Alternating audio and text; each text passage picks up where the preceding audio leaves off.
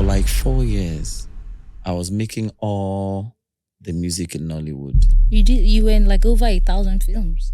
I've made over 10,000 songs. Yeah.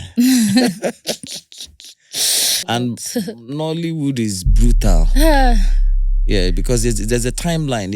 If they give you the rough cut or the script, for instance, they expect in a week or two that the very good music must be radio. Hi guys, welcome back to another episode of Osikoya Speaks. I'm still your host, Wonu Osikoya. Thank you for joining me on another episode. This is the fifth episode of the season, the actual podcast Osikoya Speaks. I know that we've been doing a lot of Gen Next and we've been doing lots of different things, but speaking of different things, we're going to be doing things a bit differently today. And today I'm joined by a legend. A legend, if I do say so myself. So his face might not be familiar, but I know everybody is very familiar with that's Billionaire Jam, because that's my TikTok song. Billionaire, that's my jam. Today we're joined by Mr. Stanley Okorie. Thank you. Thanks for having me. Thank you for joining me today. Thanks it's an honor. I feel very special. Yeah, thanks. This episode is sponsored by GoMoney, the digital bank with its core focus on simplifying banking. Yes, Mr. Stanley. Mm-hmm. How are you? How have you been this past few months? I'm fine. I'm very, very fine. What have you been up to? All kinds of things. Living my regular life. Trying to do other things, not just music. You know, to survive in these times, you have to do more than one thing. You have to multitask. So I'm generally fine, generally healthy, always happy. So I'm all things considered, I can just say I'm fine. In a good place. Mm-hmm. I love that. I like the way you put it. I love that. I'm learning to appreciate being in good spaces and good places. Oh, yeah. The good thing's a blessing. Anyhow you want to look at it. Yes. So how have the past few months been for you? What have you been up? What have you been doing? Well, a lot of things, like I said, but the past few months have been really... Is there a word like adventurous? Adventurous. No, adventurous, like eventful. Plenty of eventful. Yeah. But we can make up our own word. Yes, of course. And for me, I'm not much of I wouldn't consider myself much of a internet social media person, even though I just found out that the world is now virtual. And the resurgence of my stuff on the internet or the platform, it's heartwarming, it's exciting, it's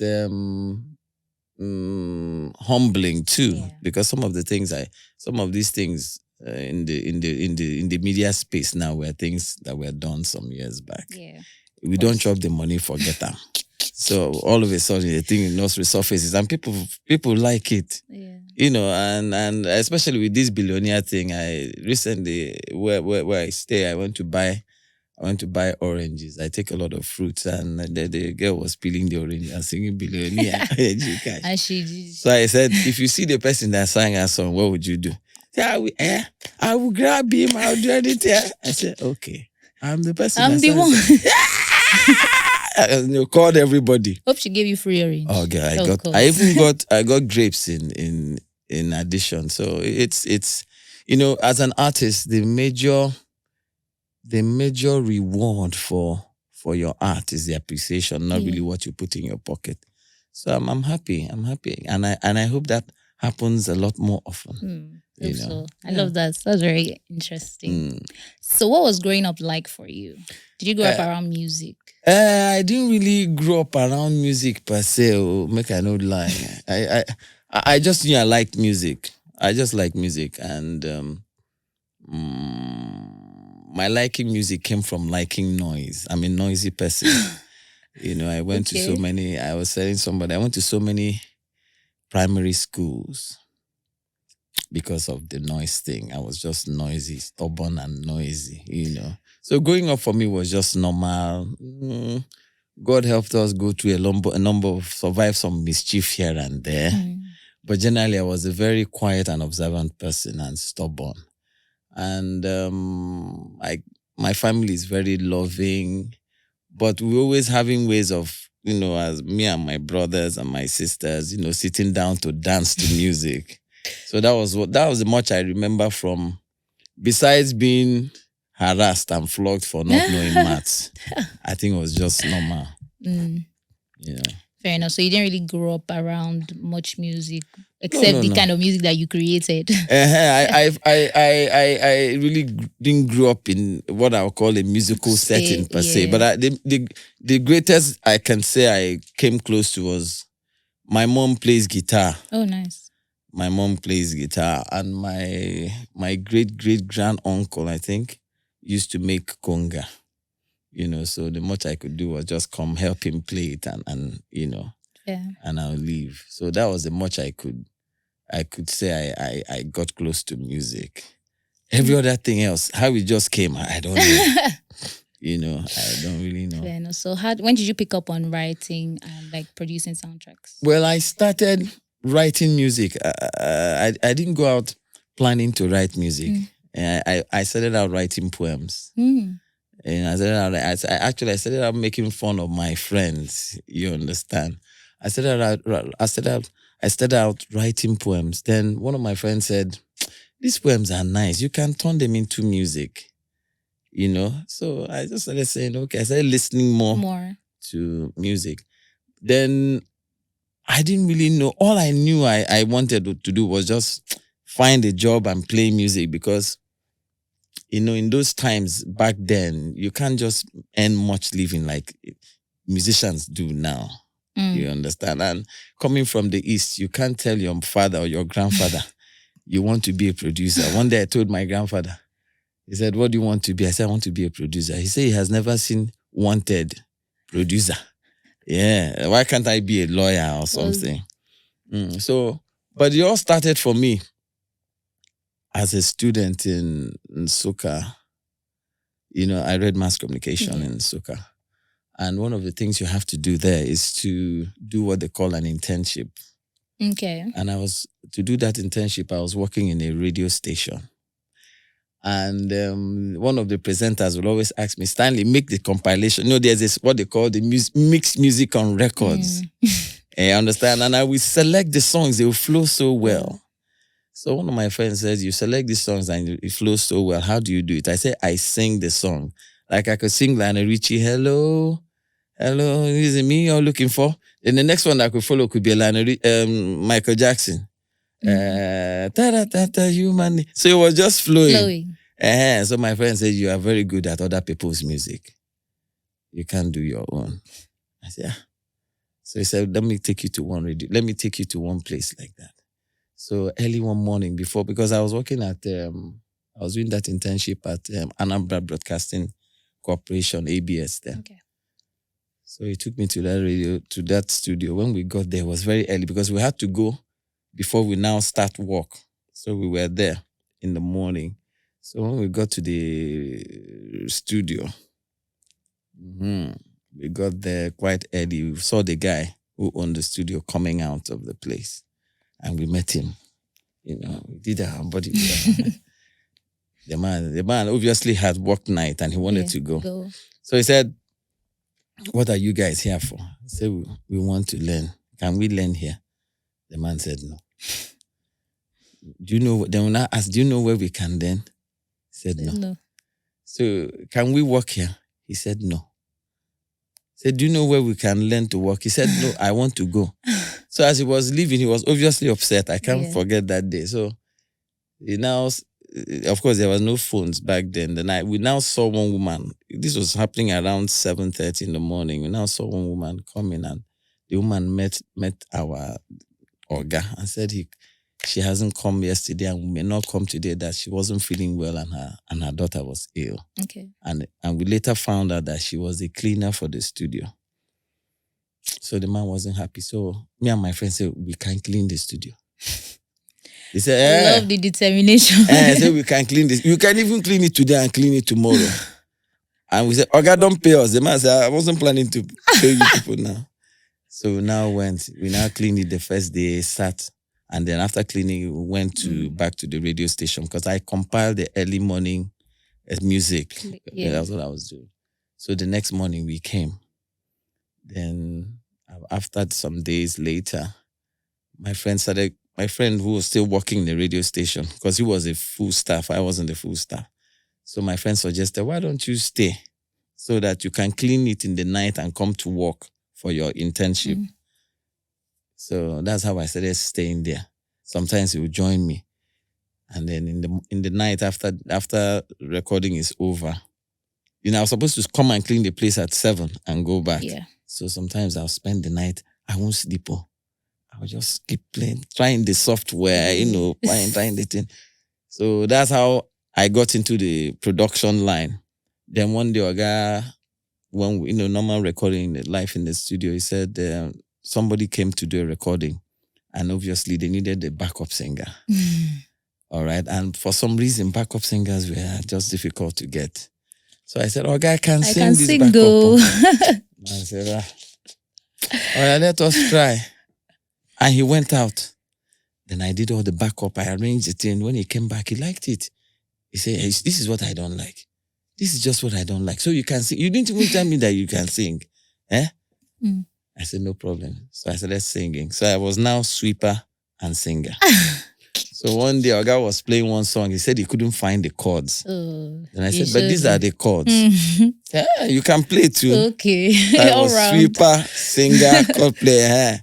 Then one day there was this artist that came. I can't remember now, but obviously it's a lady, it's a woman, and she wanted to do a gospel album, and she didn't have the money to pay for the stuff and to pay Oga to produce it. So Oga said, can you try? I said, I can try now. Can try. So I tried, and the thing got good airplay. This was in Enugu. I got very good airplay. So Oga said, so he can produce too. So that's how I started going into production. Then from working in that studio, later I now moved to Lagos. The big place. And that was how I got into writing. Yes. That's a very interesting story.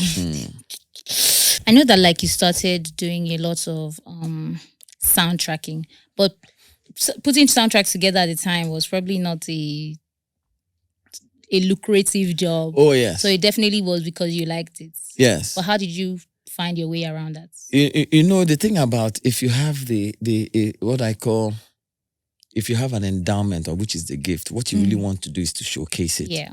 You want people to feel it, recognize it, appreciate it, and finally possibly reward it. As a new artist, whether painter, footballer, anything you're doing in life, you just want to be at least noticed. You want to be so good that you'll be noticed. You won't be ignored. Then your art will come out. So that was when I came to Lagos. That was actually I had come to Lagos to do a master's in Unilag, and I got into soundtracking. But did you still do the masters? Do you still do the masters? I didn't finish it though. I didn't finish it though. My father hasn't forgiven me till tomorrow. But I will one day. You chase the dream. So, like I was saying, there was no money. In fact, I keep saying, I was telling somebody, the first soundtrack I ever did, guess what I was paid? What you paid? Huh? Also, you paid? I was paid a bottle of Sprite. How many songs was this soundtrack? And it was 3 songs. Oh, no. A bottle of... And I didn't drink the Sprite alone. I drank it with one guy called JT Tom West. So it was still half payment, even with the bottle of Sprite. So, and the guy said he was even doing me a favor. Oh, wow. So what finally happened was that I just did it. Later, I found out that it was the music. The guy told me that, in fact, one of the times I saw him said that they didn't use the music again. Then later, after a month after, I now watched the film. Oh, and it was the music. Of course. So I now met him, JT Tom West, who is late now, went and met him. He said, okay, that what he will do, he will help us connect us to somebody who will now give us a job, give me a job. And the very first job I was paid for, I got payment for was a film called Compromise. All right. And then from that, other films followed. It was not for the pay. But then the next film I got big pay for was a film called Evil Genius. Evil Genius. And I was like, God, that was the first, and that was my statement of I don't come. So there wasn't money until much, much later. I started charging because it was taking a large chunk of my life. Because you have to write it. At the point, you have to write it, produce it, record it, master it, engineer it, everything. And Nollywood is brutal. Yeah, because there's a timeline. If they give you the rough cut or the script, for instance, they expect in a week or two that the very good music must be radio. No stories. So that's and you produce, you write, you engineer. Oh yeah, you write it. You write the melody, you play it, you engineer, you mix it, you master it, you take it to the person who there is a lot of work back then. Yes, it was. But how much did you eventually charge when you became? Was the money showing? No, I can't give you figures. No, but was the money showing? The money is showing now. You are interviewing me because the money was showing. The money was showing, but nobody is ever paid what you deserve for your art. So that's where I was coming. But the money I was living well, bought my cars, lived well. But then, the opportunity cost was that I was missing out on a lot of parties, a lot of get-together. I was missing out on life itself. But the monetary reward was coming in. But it came in much later when people had seen that Stanley Okorie. And for 4 years, I was making all the music in Nollywood. You did. You were in over 1,000 films. I've made over 10,000 songs. That is a lot. No, it's a lot. It's a lot, and believe you me, it comes at a cost. It comes at a cost of negligence to some things. You don't have time for a number of things because you're so focused on your art. You can't go to birthdays because you have deadlines. You can't wedding anniversaries. That one was always pissing my wife off. Birthdays. It comes at a cost, really.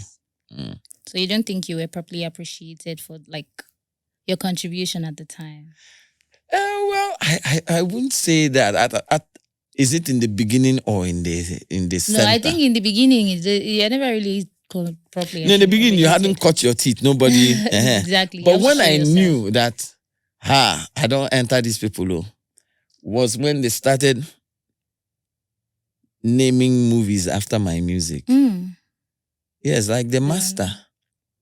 I don't know what they wanted to call it. They wanted to call it, I've forgotten what they wanted to call it, though. Then the guy met me. I had just come back from Canada at that time, not about 2 weeks after I'd come back. The guy met me his name is Chukwu Kakasvid. He now met me in a go-slow and said, come to my house. So I came. He gave me the rough cut of this film. There was no title. All right. It was an Osofia film. And so after watching it now, I went back and recorded the music. And one of the lyrics are, I don't suffer no be small. Upon say I get sense. Poverty no good at all. Now make I join this business. And that is the beginning. Then there goes, National Airport, na me build them. National Stadium, na me get them. President, na my sister, brother. You be the Mugu. I be the master. And guess what the title of the film became? The Master. The Master. So this is just one. One of these. So a lot of the movies. So I said, okay, if you guys were going to exploit me like that, then pay me. And they were paying me. They were paying me well. They were paying me. They were even struggling to pay me well.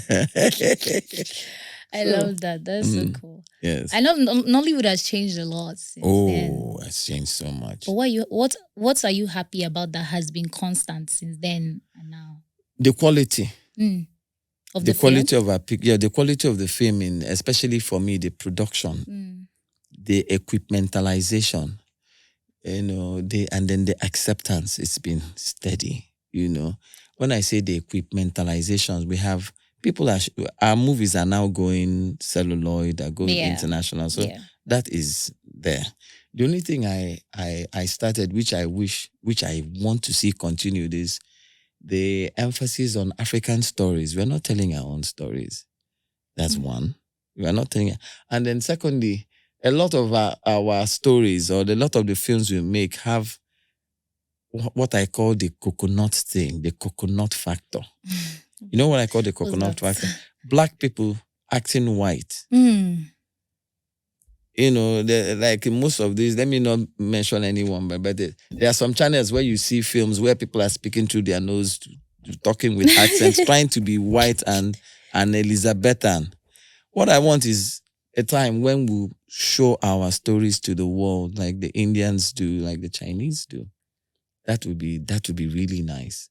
But all things considered, I always say all things considered, Nollywood has done fairly well. Yes. I love that. Was there publishing rights at the time? No, there were no publishing rights at the time. I still think that I don't know if there are publishing rights, but right now I know there are. Because that time we were making music for Nollywood. It was what I call guerrilla creativity. Even the people making the movies had no experience. So we just entered there, dabble into it, and as long as people like it and buy it, it's okay. Yeah. What's the use of a masterpiece nobody likes or buys? Fair enough. I've always said that I myself, I would want to do something I would want to do like soundtracking in a film. Oh yeah. This is just one of my many dreams. Oh, that's but good. what's like what will I call it now? What advice do you have for people that are trying to do that? People like myself. So first of all, is to dream it.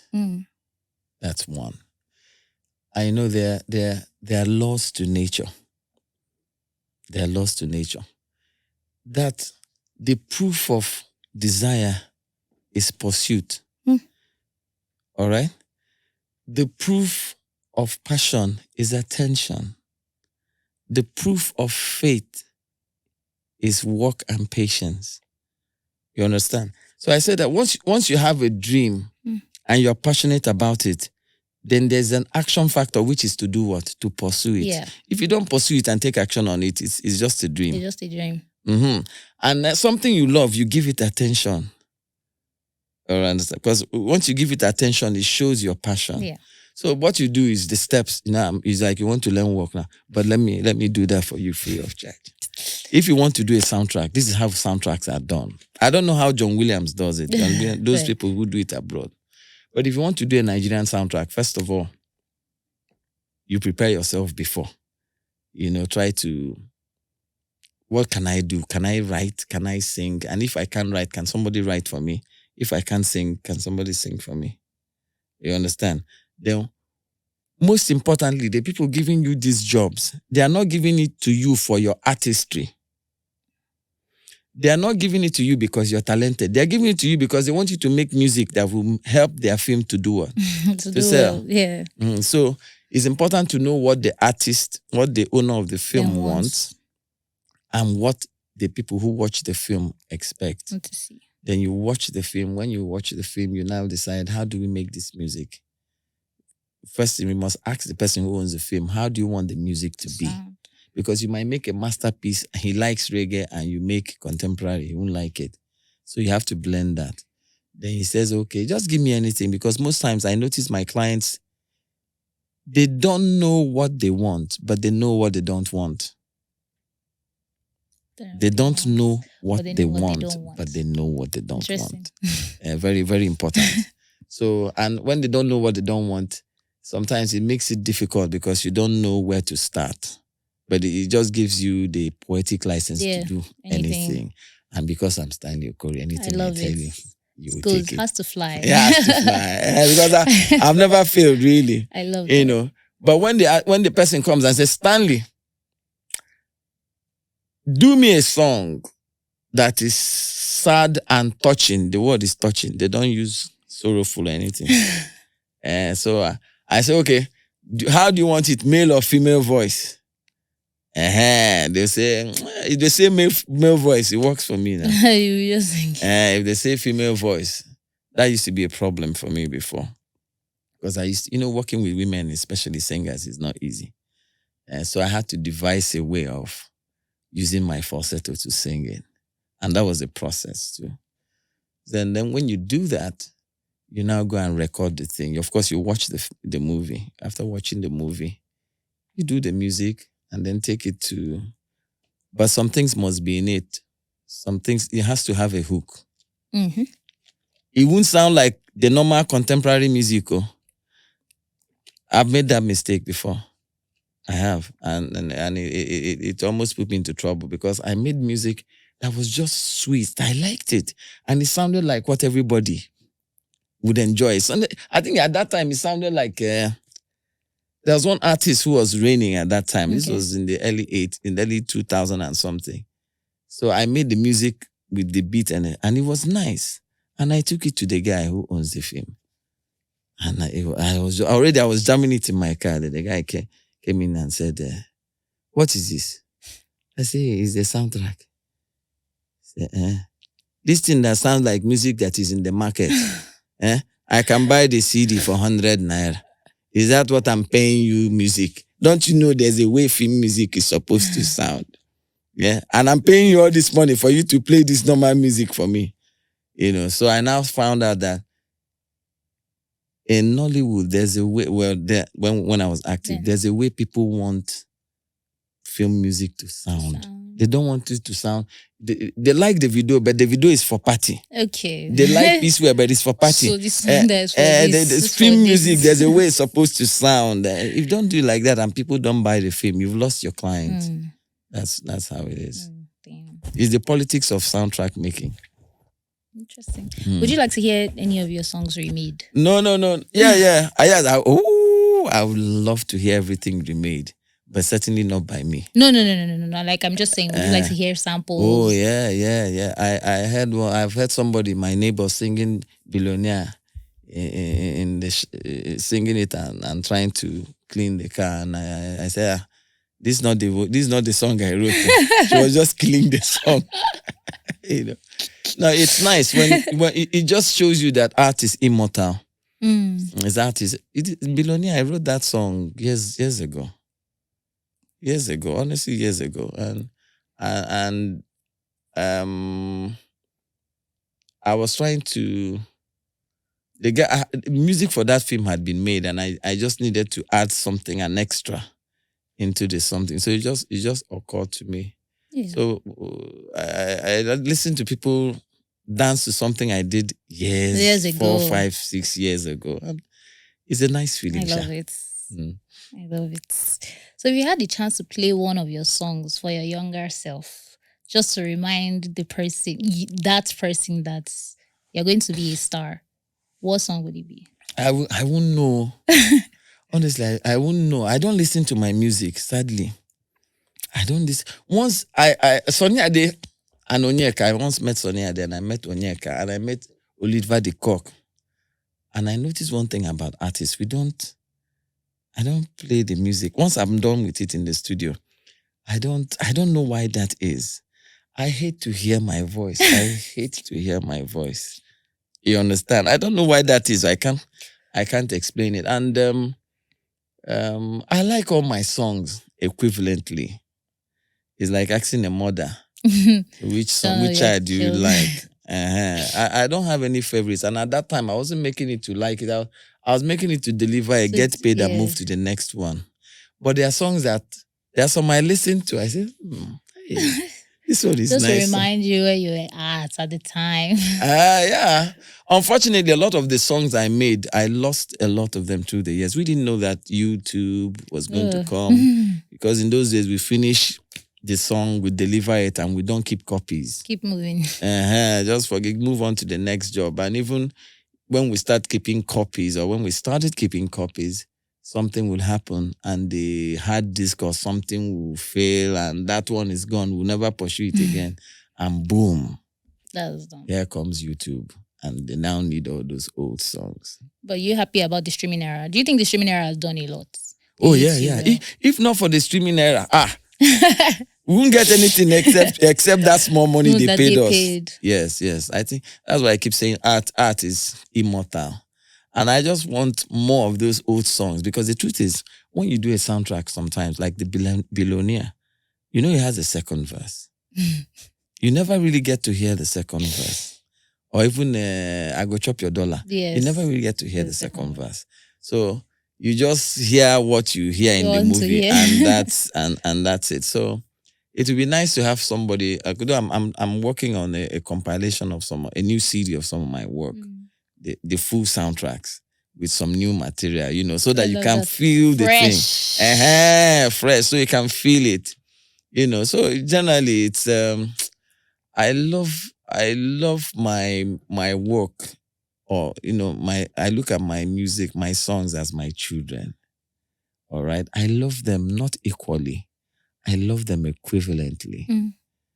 Because truly there are some I don't like.